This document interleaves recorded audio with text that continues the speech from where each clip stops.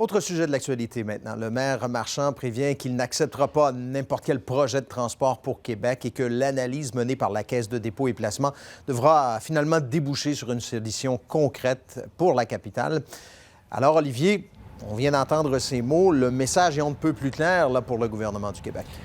Oui, je pense que oui, Bruno, évidemment. C'était la première sortie publique du maire Marchand cette semaine. Avant ça, il fallait remonter à vendredi dernier, alors qu'il s'est présenté aux côtés du ministre Julien. L'ambiance était assez tendue à ce moment entre les deux hommes. Donc, on sent que le maire Marchand veut reprendre un certain contrôle sur la suite des événements.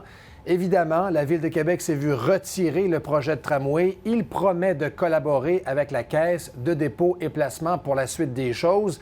Mais il a été clair tantôt, il veut un projet pour Québec, il veut un projet qui va pouvoir se lancer rapidement et il tient à une période d'analyse courte de 6 mois. De l'autre côté du fleuve, par contre, vous avez Gilles Lehouillier qui veut aussi avoir son mot à dire dans cette analyse. Alors chacun semble tirer un peu la couverte de son côté. Réaction. Moi, je défends les citoyens de Québec. Je vais continuer de les défendre. Oui, je collabore. Le gouvernement a pris une décision. C'est pas la mienne. On va collaborer. Mais oubliez pas que je reste un défenseur des intérêts des citoyens de Québec. Puis c'est pas vrai que si on me propose un projet boboche ou on le reporte dans le temps indéfiniment, je vais faire, il n'y en a pas de problème, on collabore. Mais non. Et que nous, Lévis, on veut être de la partie parce que pour nous, le lien autoroutier, et vous avez raison, il doit vraiment être à l'intérieur de ce plan de match-là. Bon, autre sujet qui a monopolisé les discussions encore aujourd'hui, le ministre Drainville qui a défendu la venue des Kings de Los Angeles au Centre Vidéotron pour l'automne prochain. Oui, Bernard Drainville qui a défendu avec force, donc, cette subvention qu'on donne aux Kings de Los Angeles, entre 5 et 7 millions pour ces 2 matchs pré-saison qui seront disputés l'automne prochain.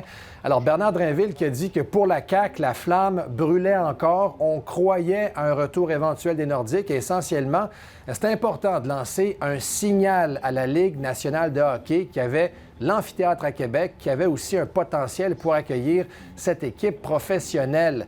On a relancé, nous les journalistes, le maire Marchand pour savoir s'il partageait l'enthousiasme du ministre. Vous allez voir que c'est plus, disons, contrôlé de son côté. On écoute les deux hommes.